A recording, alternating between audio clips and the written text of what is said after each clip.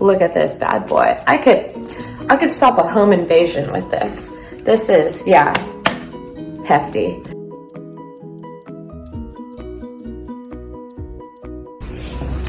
Hi everybody, this is Rhaina. Welcome back to my channel, Rhaina Reads Books. Today I'm going to do my monthly wrap-up for the month of March. I was able to read 9 books in March. I read a lot of classics. I read a lot of books that were published actually in the past 5 or so years, which is very rare for me. I tend to stay in the realm of classics or just older books, like older sci-fi. So I was very excited about that, excited to start rejoining the world of readers. And I read a lot of books that I thought were really good, really solid books. Unfortunately, I had no books that were absolutely abysmal that I can just roast during this video, and no books that were stunners that I can talk about ad nauseum about how much I love them. So in the beginning of March, I was doing my Norwegian Wood Challenge. I will link the video in here. And so I was reading a lot of classics. The first classic that I started with was Light in August by William Faulkner. This follows the story of 3 outcasts from society, each in different ways, through their lives that are interwoven in the American South, primarily set in Mississippi and Alabama. Faulkner's writing is, as usual, extremely confusing and extremely beautiful. He uses a stream of consciousness style that some people find jarring, but I personally really love. I didn't give this book 5 stars, I actually gave it 4 stars, just because I wasn't as moved or as emotional about the characters as I felt in As I Lay Dying and The Sound and the Fury, both of which I've already read. The second book I read for the Norwegian Classics Challenge, that's not right, for the Norwegian Wood Challenge, was The Centaur by John Updike, and I have never read any Updike before. This was my first foray into that branch of American literature, and I did have a good time. I thought his writing and the content of this book, at least, were very similar to J.D. Salinger's Catcher in the Rye, so if you like that, then you might like this book as well. We follow a nuclear family, a son and his parents, in rural Pennsylvania, to which they've moved after living, I think, closer to Philadelphia or closer to New York, because the main character, who is an adolescent, Peter, is going through puberty, very self-conscious about himself and about girls and about his relationship to his parents, and he just dreams about being an artist in the big city, and he's actually writing from that point of view in the future.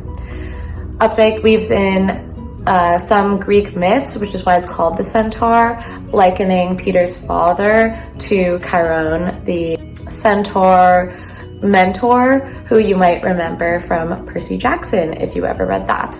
I did like the writing, and I did like the themes in the book. It talks a lot about social relationships, family relationships, and adolescence. It is definitely very much a man's book for men. There are almost no female characters with speaking lines in it.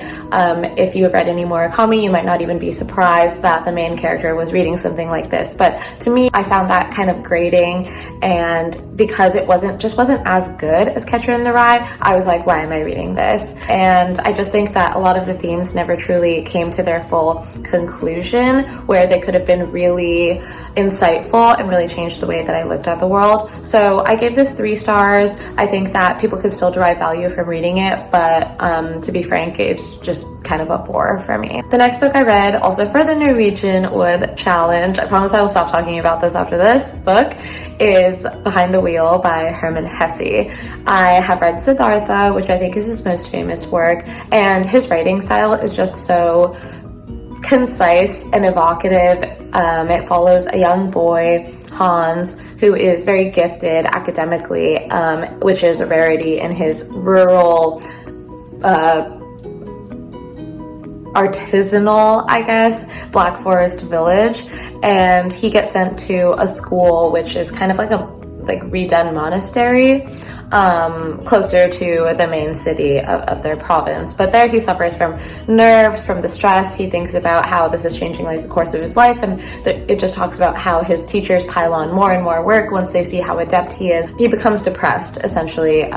Many of the boys in his class die, and he returns home. He tries to become an artisan, but because he had this scholarly background, he is not truly accepted into the society of workers there, of laborers, and eventually the story does end in tragedy. It's a really short book, less than 200 pages, and I whipped through it I did really like it, but I, at the same time, just felt like it was so allegorical. Like it just felt like I was reading like, what are those books called? Oh my god, I'm blanking. Okay, and the Indian version is called the Panchatantra. It's like stories about animals who go through their lives. There's like a very, very clear moral at the end. So that's what I felt about Behind the Wheel. And so I gave it 4 stars as well, because I just felt like it wasn't nuanced enough, which is hard, I admit, for a book of less than 200 pages.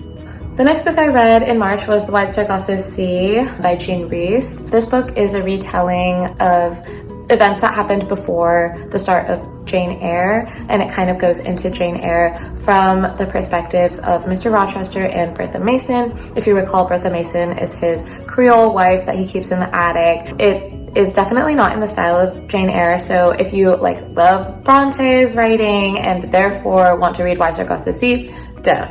It also reads like a fever dream. It is very confusing. You just catch glimpses, brightly colored, of living in the Caribbean, of Mr. Rochester, of all the traumatic events that happened to Bertha Mason in this past life. It is very well done. It talks a lot about the impotence of women in the face of a male-dominated society, especially when they don't have status or they don't have money. This is also like a really quick piece. It's probably like 180 pages.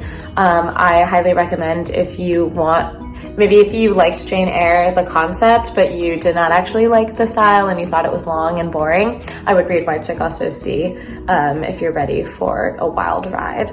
I gave this book 4 stars as well. I don't know, maybe I was just in a mood, like nothing was 5 stars for me this month. I don't know, nothing was hitting, but you know, hopefully that'll change in April. Okay, so finally we get into the physical books that I have here that you can't see. Let me try to hold them up. Ta-da! Okay, so the first book that I read after Wide Sargasso Sea was Hamnet by Maggie O'Farrell, and I was so excited for this book. I was reading it as part of a book club that I'm in with 2 of my best friends, and I also watched the like Jack Edwards video about it, and he like raved about it, and I was so excited. And I read it really quickly. I read it in 2 days. I thought the plot was the pacing was just very engaging. I wanted to know what happened next, and it helps that it flips between the past and the present. Oh, and if you don't know what it's about, so sorry. It is a retelling of Shakespeare's family life with Shakespeare's family, so his wife and kids, centered in the book, and Shakespeare is actually never mentioned by name. I read some reviews that the novel should actually have been called Agnes for his wife, but I agree that it was probably a marketing ploy because Hamnet is so instantly familiar because of the play Hamlet, and in this book claims that that play was based off of Shakespeare's son. It is honestly like very fun. I think if you read a lot of fantasy books that were based in this time, which is like the 1600s, then you would enjoy this because there is some like magical realism in it. But that was kind of also my issue. I think to actually create a critique of women's lives, including this type of magical realism, made Agnes a less believable character, and I don't think it was necessary to show how she was ostracized or how she was rejected by her family, because I think women just already had it really tough. They didn't need to be like literal witches back in the day of, you know, physical violent witch hunts. Oh, and I also wanted to add that I think Maggie O'Farrell is a very talented writer, and please don't come at me for this, but I think that she relies a lot on repetition for bringing ideas home to the reader, and I find that really boring because you're just reading like the same thing over and over again, and she always does it in 3s. So I just flipped a bunch of pages really loudly, but like let me try to find where she does that. Okay, here's one sentence. You might find it a restless, verdant, inconstant sight. The wind caresses, ruffles, disturbs the mass of leaves. Each tree answers to the weather's ministrations at a slightly different tempo from its neighbor, bending and shuddering and tossing its branches, as if trying to get away from the air, from the very soil that nourishes it. So even in this sentence, which is actually like 3 clauses, you know, attached to each other with semicolons, you can see that she uses 3 adjectives for each description where one adjective would do.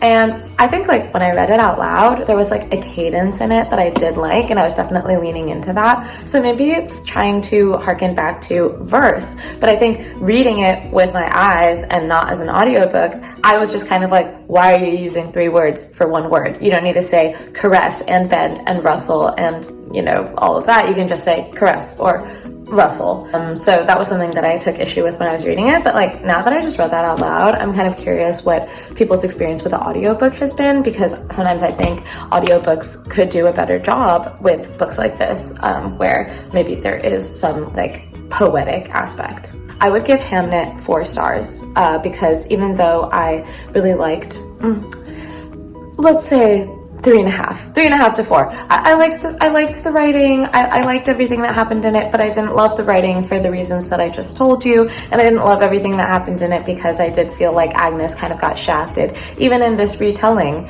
of her life. So that was kind of a bummer for me. Okay, so the next book that I read after Hamnet was, I guess it was David Copperfield.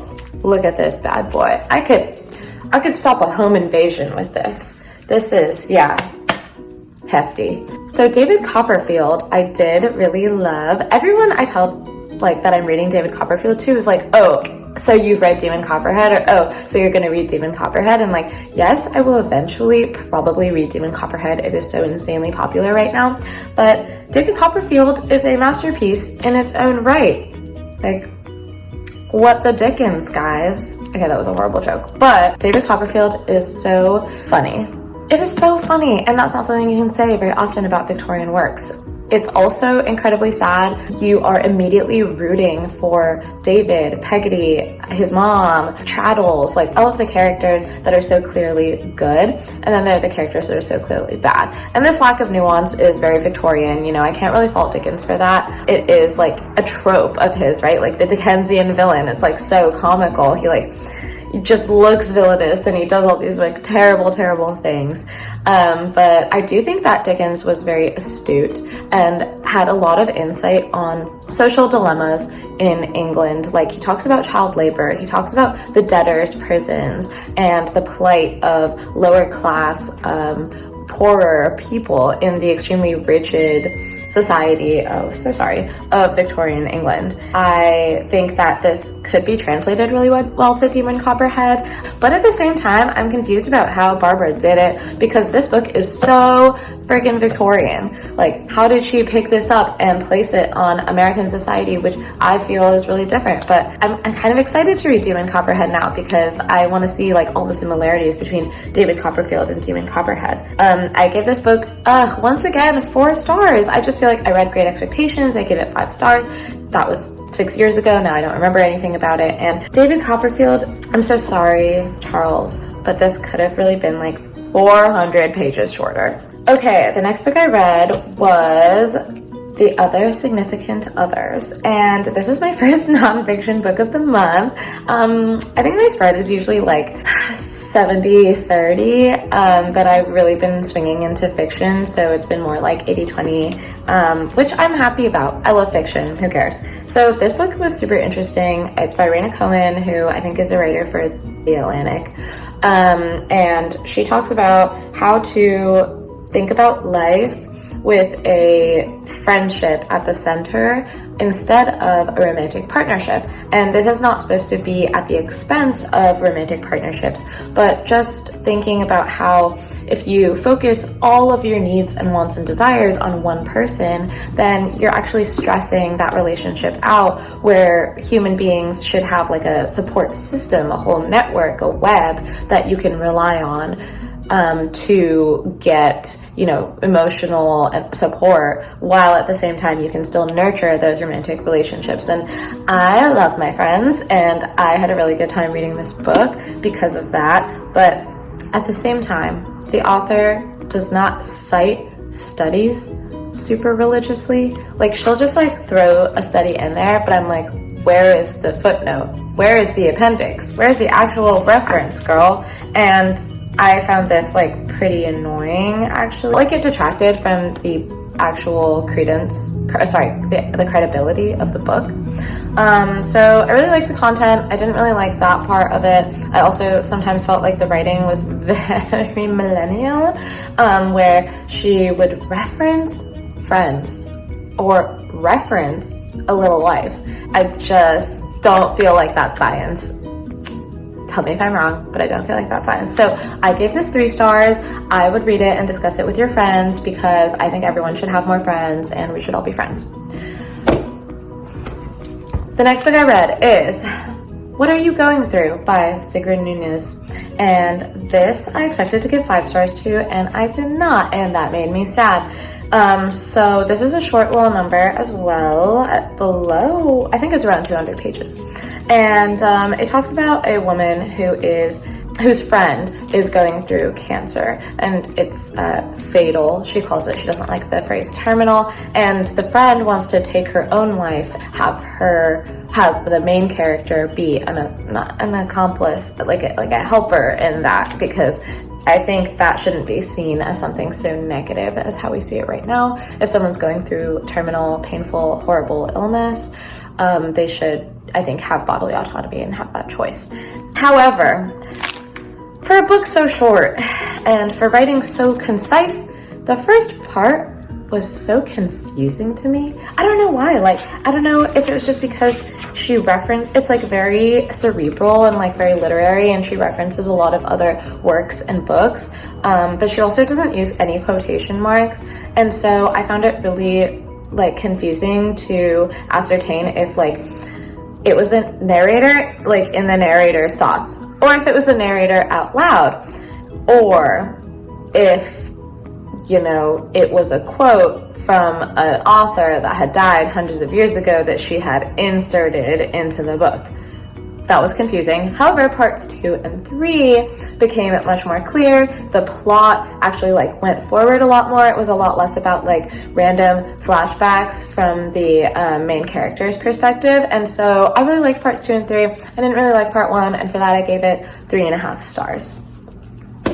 Okay, the last book that I read in March is Bad Behavior by Mary Gaitskill. Once again, a small puppy. I don't know what was up with me this month. I really think like I saw David Copperfield and I was like, I can only do one of those this month.